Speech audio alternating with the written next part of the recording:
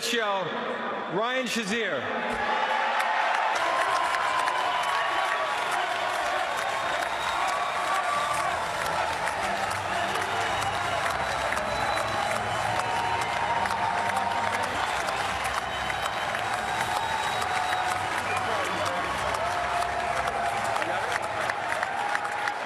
With the 28th pick in the 2018 NFL Draft, the Pittsburgh Steelers select Terrell Edmonds.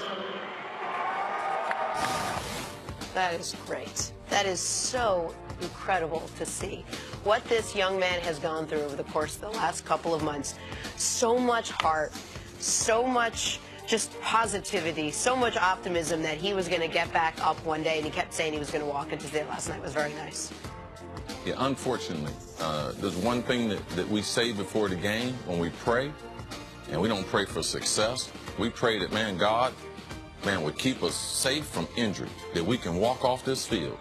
And seeing that kid, I watched him play in high school, Plantation High School in Fort Lauderdale, Florida. He ended up eventually deciding to go to Ohio State, one of the great linebackers we've seen. First-round pick for the Pittsburgh Steelers. And, man, to see him, to see his parents, to see his dad, man, to be involved, it's just, to me, it's heartbreaking. This game is a great game. But, man, it deals some tremendous blows to us. Great moment for him last night in the Pittsburgh Steelers and the NFL, but also the harsh reality that we all have faced. That, man, this is a dangerous, dangerous football game. And I'm happy for Ryan. I'm happy for his family. And I'm happy that the Pittsburgh Steelers, they're the type of organization that he was injured on that field, but they'll be with him the rest of his life. It's tough. It was bittersweet, right? I mean, it was amazing to see him walk, and it was also hard. Yep. Because the last time we saw him, he was the best linebacker in the NFL. Yes. So it was tough. Like, and the irony to it is, he potentially would be calling someone that would replace him. I mean, they got to get another middle linebacker. I mean, they got to get another play, and it's just, Pittsburgh's a classy organization, and that's just one of the things. Really happy for Ryan where he is right now with his family, his fiance, and a little one. Those things are far more important than his ability to be able to play football and make tackles in the NFL. Good stuff. Well said. All right, let's switch gears. Time for some stories now to start your morning. Last night, the Bucks defeated the Celtics 97-86, forcing a Game 7 on Saturday. Giannis led the way for Milwaukee. He had 31 points. Nick, you think this would have gone 7 games? I had the rare road team winning a Game 7, actually. I picked Bucks in 7, so I'll stick with it. They need Giannis to be in Game 7 even more than he was in Game 6, because some of the lesser players will not be as good on the road in that environment in Game 7. These are two evenly matched teams right now because of the injuries due to Boston. So, yeah, 7 games here doesn't surprise me, and Giannis was awesome last night. Where do the Celtics struggle? That's scoring the basketball, and that's what we were able to see last night in game number 6. It's nice to see that Giannis was far more aggressive, especially dominating at the end of the game when you need one of the best players in the league, potentially one day could be the best player in the league. You need him to be able to take over in situations, and that's what he was able to do for the Milwaukee, for the team, and that crowd. Their crowd was tremendous. Absolutely. On to the NFL draft. The Buffalo Bills traded up with the Tampa Bay Bucks to the number 7 slot to grab Josh Allen out of Wyoming. Allen is the highest selected quarterback in Bills history, believe it or not. CC, what do you think about the Bills' decision to draft Josh Allen? I like the raw talent. There's a lot of positions where there's a lot of raw talent, but a lot of times we criticize it because he's just a quarterback. There's other players you go up and down, they're not finished products. I don't like the fact that they don't have a dynamic receiving core. All right? I do like the fact of his overall dimension, big arm, throwing in Buffalo, huge hand, but the pressure in this division, the pressure for him to be a prime time, I'm concerned about it. Because the reality is, you draft 5 quarterbacks, 3 of them going to be bust. Well, and we talked about how Josh Rosen's in a perfect situation to learn from Sam Bradford. And we're going to talk about Larmar Jacson learning from Joe Flacco. Who's the quarterback right now in Buffalo? A.J. McCarron. It's not Tyrod Taylor anymore. It's A.J. McCarron who believes this is finally my shot, my time to go be a starter. He's not going to be interested in grooming Josh Allen. A.J. McCarron wants to be the quarterback in Buffalo. And how much experience does he have? Right. Not that he'd even be great at grooming because he's never been a starter himself. Right. But that's also it's not the perfect fit. Right. It's not the perfect fit. I understand why Buffalo wants a guy with a strong arm and big hands. I wasn't high on him going into it, and I don't think it's a great fit for him. TJ Moore from the University of Maryland will be joining forces with Cam Newton, and Calvin Ridley will be joining Julio Jones and the Falcons. These two were the only 2 receivers drafted in the first round this year, the fewest since 2010. CeCe, what do these guys need to do to be successful at the next level? Well, first of all, fans need to realize that if a receiver, if he gets past number 10 in the recent history of the draft, that we haven't had success with 10 to 32 as far as wide receivers being productive. This is not a great class of wide receivers, not a lot of high grades on them, so I'm not surprised only 2 of them. But they are going to 2 great places. Cam Newton, he has weapons coming out of the backfield. He has other receivers who don't have the skill set of DJ Moore, and playing opposite of Julio Jones with his with his mate from Alabama, Calvin Ridley. It's a good spot for him. I believe both of them are somewhat limited, but as Steve Smith said last night, Carolina finally has a replacement for Steve Smith. I wish both these guys all the success in the world, and I think they are both in good fits for them. Carolina needs a player like DJ Moore, and what receiver wouldn't want to play across from Julio Jones?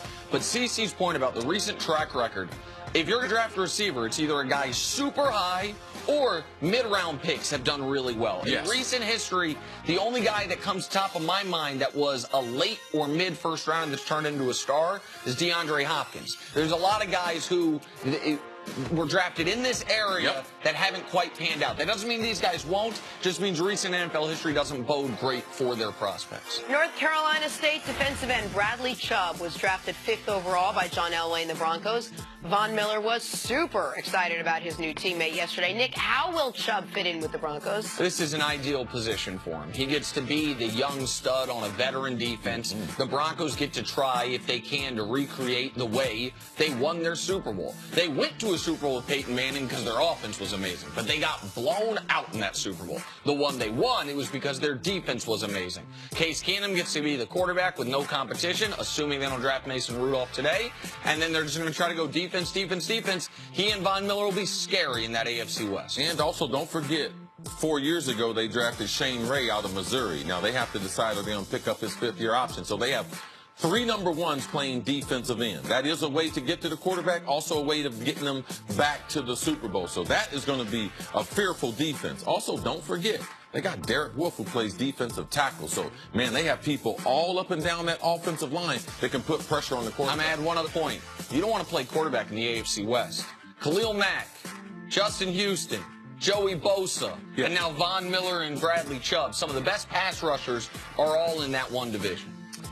All right, moving on. One of the biggest storylines leading up to the NFL draft was Larmar Jacson. Where would he go? Was he making a mistake by not hiring an agent? Yesterday, it looked like Lamar would not be picked in the first round until the Ravens made a deal with the Eagles to pick him 32nd overall. Chris, what do you think of the Ravens' decision to take Larmar Jacson? I got a lot of respect for Ozzie Newsome. I think they got great value at the end of the first round. They had already made their first-round selection. This is Ozzie's last draft, one of the pioneers, not only as a football player. I mean, if you know Ozzie Newsome's story, what he went through at the University of Alabama, if you know what he went through in early days, being the great player that he was in Cleveland, not only that, but also what he faced as one of the few African-Americans in the front office, for him to be able to take a kid like this, it lets you know what Baltimore thought of him and the organization, because Ozzie, this would be his last draft. The guy that's taken over, him and Ozzie must have been on the same page as far as moving forward with him being the face of the franchise. Joe Flacco is in the last year of his contract where he has guaranteed money. So Larmar Jacson is the face of this franchise moving into the future. Do I think he's going to be a star? I don't know. He's got to make some serious changes. I'll go with his running style. He is a fast but very physical runner. He's got to be able to change that, because you can't be a physical runner in the NFL from the quarterback position. Cam Newton has proven even that. He has the type of body that we've never seen. Lamar does not have that body. He's also got to change his throwing motion that he can be more consistent throwing the football. And if he makes those changes, I believe that he can be the face of the Baltimore Ravens that they picked him to be. I want to expand on something you said about Ozzie Newsome. Like, he's not just the guy that was the architect of 2 Super Bowl champions in Baltimore. I mean, he drafted Ray Lewis, drafted Jonathan Ogden. I mean, their first draft. Like, I mean, some of the moves he's made are all-time draft picks, but also historically.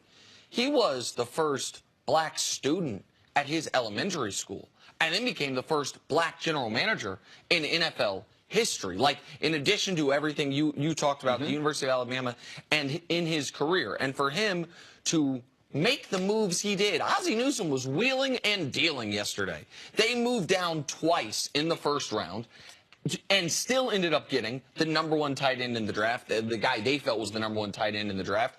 And then with some of the picks they had accumulated from moving down and still getting their guy, they moved back into the first round to get Larmar. And I think it's a great fit city-wise, but I also think it's a great fit team-wise. Because when you're the number 32 pick, you don't have the expectation of Baker Mayfield that you should start day one. And when Joe Flacco's there, no one they don't want him to start day one. They do want to see if day one of year 2 he can start, because I think they'd probably like to have moved off Flacco potentially when they have the ability to because of the contract situation. Yeah, the contract situation, it is real. But Baltimore, did they need a quarterback of the future? Yes, they need a quarterback of the future. What else does Baltimore need? Baltimore needs a leader. Ever since Ray Lewis walked off that field and they won the Super Bowl, they have been a 500 football team. Right. All right? So not only do they need more talent, which they've done a great job through the years at, they need a leader. And that's what I believe why they moved back in that first round and drafted Larmar. All the questions around Larmar Jacson was whether he would come in and be just a surefire quarterback and nothing else. Do you think the Ravens have just that in their plans, that he's going to come in, eventually replace Joe Flacco as a quarterback? And what does he look like in that position? Well, when the prospect tells you he can't catch a football, you don't have a choice but to play him at the position that he played in college. All right? I believe that Baltimore has one single focus, and that is him to play under center. Either get the ball from the center position, either under the center or in the shotgun. I believe that will be the only position that he will play with Baltimore. And if you listen to their quotes after they took him, that's what they alluded to as well, that they like him as a quarterback. Now, I will say this. I do think you could see him get on the field as a quarterback, but in a more exotic package at times while Joe Flacco is the regular starter. I don't know if you want to call it a wildcat or some formation where you can utilize his ability to run and throw as a threat, but I don't think they're going to line him up as the slot receiver at any point. Right, but you have to realize, too, who they have there. They have Greg Roman. His association with running quarterbacks goes back to his days San Francisco with Colin Kaepernick. The things that they came up, the pistol formations that they came up, I could see some carryover from that. Also, their offensive coordinator, Marty Morningwig. He has a history with running quarterbacks. Also, recent history with Michael Vick when he was there in Philadelphia. So they kind of have the blueprint within their organization to be able to make this transition. And I don't believe that they have RG3 there as just a placeholder. His ability to be able to run the football, when you have two of your 3 backup guys, they're transitioning into the way I believe football will be played by some teams as we move forward. And let's not forget that they were a team linked to Cap last year. They were a team, like they have clearly, before RG3 got there and before they drafted Larmar Jacson, despite the fact that if we're talking about a prototypical immobile pocket passer, Joe Flacco is like the A1 prime example of that, they have been comfortable with considering having a backup of a different skill set. Now they've got that. Listen, I'm a buyer on Larmar. If he would have ended up being in Buffalo, hey, go compete to start day one in that weather, go do it, it's a different situation. He's going to have time. He's in a great organization. I think Larmar ended up getting the best situation possible. And don't forget this, for the team, they get that 5th-year option on him now. Difference between being 32nd pick and 33rd pick, they can now have him for 5 full years, so they don't have to rush anything with him. All right, good stuff. Take a break, talk some basketball on the other side. We've gone a long time without talking about LeBron. Can the Cavs close out the Pacers in Indiana tonight? We'll break that down next on First Things First.